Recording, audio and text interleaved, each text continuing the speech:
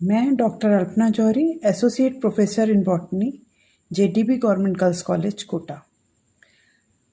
आज मैं आपको बताऊंगी कि फ्लावर डिस्क्रिप्शन करते समय किस तरह से हम एसेसरी वर्ड्स को डिस्क्राइब करते हैं। फ्लावर के जैसा कि आपको मालूम ही है, flower is a modified shoot to carry on reproduction. Reproduction के लिए लीव्स में मॉडिफिकेशन होता है और वो रिप्रोडक्टिव पार्ट्स बनाती हैं। तो रिप्रोडक्टिव पार्ट्स को प्रोटेक्ट करने के लिए होते हैं एसेसरी वर्ड्स। वो कौन कौन से हैं? Calyx and corolla. Calyx is a whorl of sepals. Sepal एक यूनिट है और उसका पूरा व्हर्ल कैलिक्स कहलाता है। सबसे पहले हम देखेंगे कि उनका कोहेजन मतलब आपस में जुड़े हुए हैं या फ्री हैं। अगर आपस में फ्री हैं तो दे आर कॉल्ड एज पॉलीसेप्लस, जैसा कि ब्रेसिका कैम्पेस्ट्रिस में आपको दिखाई देगा। गैमोसेप्लस यदि आपस में फ्यूज्ड हैं, जैसे धतूरा और हिबिस्कस रोजा साइनेंसिस। ड्यूरेशन का मतलब है कि कितने समय तक कैलिक्स फ्लावर से लगे रहते हैं। अगर वो बड के ओपन होते ही झड़ जाते हैं तो हम कहेंगे कैड्यूकस, जैसा कि आर्जीमोन में होता है।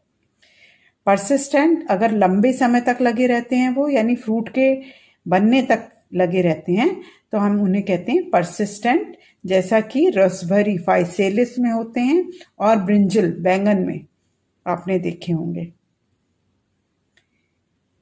थर्ड पॉइंट है मॉडिफिकेशन, यानी अगर सेपल्स मॉडिफाइड हैं, यानी अगर पेटलॉइड हैं, पेटल की तरीके से दिखाई दे रहे हैं, यानी पेटल जैसे कलर के दिखाई दे रहे हैं, जैसे कि कैसिया में होता है, केसिया अमलतास, केसिया फिस्टुला में होता है। नेक्स्ट है pappus. Pappus hairy, reduced hairy structures जो कि फैमिली एस्टेरेसिका में पाए जाते हैं। Spur, small appendage, tubular appendage, जैसे कि डेल्फिनियम में पाया जाता है। स्पाइनस, अगर कैलिक्स स्पाइन में स्पाइन है तो हम कहेंगे स्पाइनस, जैसा कि ट्रापा सिंघाड़ा में होता है। नेक्स्ट है एस्टिवेशन। एस्टिवेशन मतलब अरेंजमेंट ऑफ सेपल्स या पेटल्स, कुछ भी हो सकता है। तो एस्टिवेशन के लिए हम देखेंगे कि दोनों के ही एस्टिवेशन हम एक साथ पढ़ेंगे, aestivation of sepals and petals. Aestivation या arrangement of sepals and petals, ये एस्टिवेशन सेपल में भी हो सकते हैं, पेटल्स में भी हो सकते हैं। तो वॉल्वेट में कोई भी ओवरलैपिंग नहीं होगी उनके मार्जिन्स पर। सेपल्स या पेटल्स के जो मार्जिन हैं उन पर कोई भी ओवरलैपिंग नहीं है, तो वो वॉल्वेट है। ट्विस्टेड में एक मार्जिन अंदर और एक मार्जिन बाहर होगा हर एक का।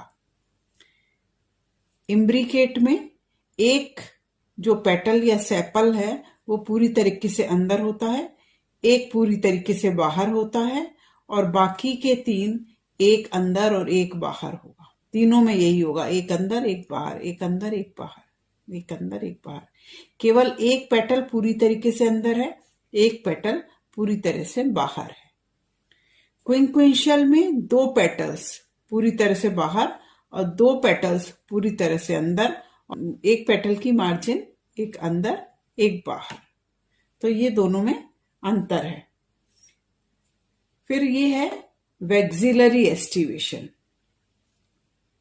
वैक्सिलरी में आप देख रहे हैं कि जो पोस्टीरियर साइड का है वो बड़ा स्टैंडर्ड के वैक्सिलम कहलाता है। दो लेटरल विंग्स होते हैं और दो जो एंटीरियर साइड के हैं वो कील कहलाते हैं, जो कि आपस में जुड़े रहते हैं, एक बोट शेप स्ट्रक्चर बनाते हैं, नाव के आकार का स्ट्रक्चर बनाते हैं। तो ये वॉल्वेट को मिलेगा अकेसिया में, वॉल्वेट एस्टिवेशन मिलेगा आपको। ट्विस्टेड मालवेसी के जो मेंबर्स हैं उनके पेटल्स ट्विस्टेड एस्टिवेशन मिलेगा उसमें, hibiscus for example. Imbricate aestivation bottle brush में, कैलिस्टेमॉन में। क्विंक्विंशियल आपको मिलेगा एकाइरेंथस में। और ये स्पेशल बेसिकली जो सब फैमिली है पेप्लोनेटी, उसमें वैक्सिलरी एस्टिवेशन होता है। तो ये आपको पाइसम, मटर या लेथाइरस में मिलेगा। इसको हम डिसेंडिंग इम्ब्रिकेट एस्टिवेशन भी कहते हैं। डिसेंडिंग मतलब उतरते हुए क्रम में। डिसेंडिंग इम्ब्रिकेट में ये जो स्टैंडर्ड या वैक्सिलम है, इसने अपने लेटरल्स को कवर कर रखा है, ओवरलैप कर रखा है। इसी तरीके से ये दोनों लेटरल्स ने अपने नीचे वालों को ओवरलैप कर रखा है। तो उतरते हुए क्रम में ओवरलैपिंग है, आप देख रहे हैं। तो इसको हम कहते हैं डिसेंडिंग इम्ब्रिकेट। नेक्स्ट है असेंडिंग इम्ब्रिकेट एस्टिवेशन। ये बिल्कुल डिसेंडिंग इम्ब्रिकेट का ऑपोजिट आपको दिखाई देगा। इम्ब्रिकेट एस्टिवेशन है क्योंकि इसमें एक पेटल या सेपल के दोनों मार्जिन्स अंदर हैं, एक पेटल के दोनों मार्जिन्स बाहर हैं, और बाकी के एक अंदर एक बाहर। तो इम्ब्रिकेट एस्टिवेशन है। असेंडिंग इम्ब्रिकेट यानी जो पोस्टीरियर साइड का जो पेटल या सेपल है, उसके दोनों मार्जिन्स अंदर होंगे और लेटरल साइड वाले इसको ओवरलैप करेंगे। इसी तरीके से जो लेटरल साइड वाले हैं, इनके मार्जिन्स को एंटीरियर पेटल्स ओवरलैप करते हैं। असेंडिंग इम्ब्रिकेट एस्टिवेशन आपको फैबेसी फैमिली की सिजलपिनॉइडी सब फैमिली में दिखाई देता है। एग्जाम्पल है केसिया।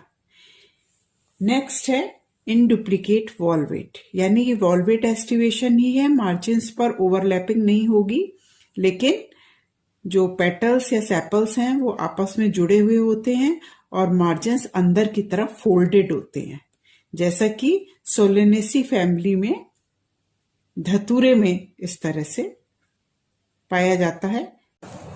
ये हिबिस्कस का फ्लावर है। इसमें आप देखिए जो सेपल्स हैं वो वॉल्वेट हैं, उसमें बिल्कुल भी ओवरलैपिंग नहीं हो रही है। अगर हम सेपल्स को हटा देते हैं तो इसमें 5 पेटल्स होते हैं जिनके एक एक मार्जिन बाहर है, यानी एक मार्जिन बाहर एक अंदर। तो ये ट्विस्टेड एस्टिवेशन होगी। पेटल देख रहे हैं आप, इसकी एक मार्जिन बाहर है, एक अंदर है।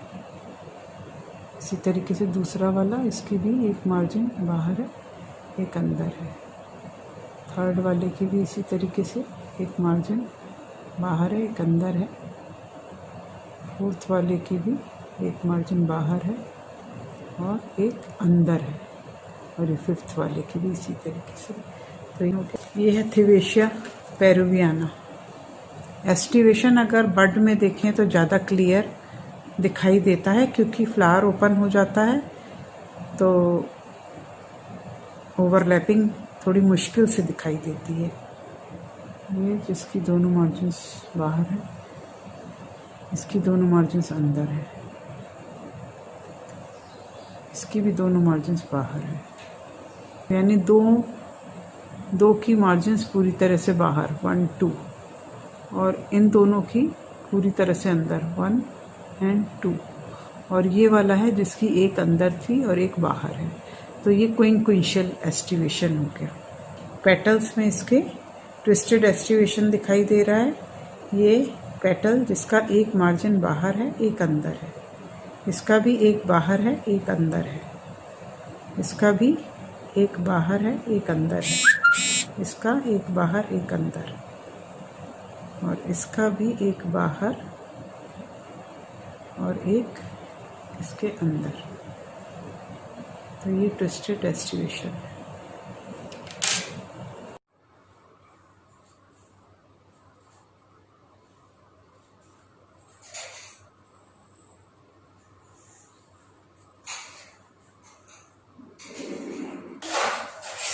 जेट्रोफा स्पीशीज, इसमें भी देखिए ट्विस्टेड एस्टिवेशन है।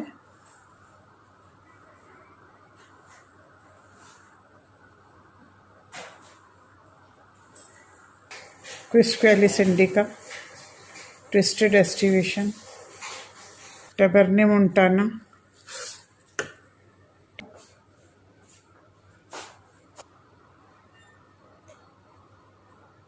टैबर्ने मोंटाना में भी ट्विस्टेड एस्टिवेशन दिखाई दिया आपको।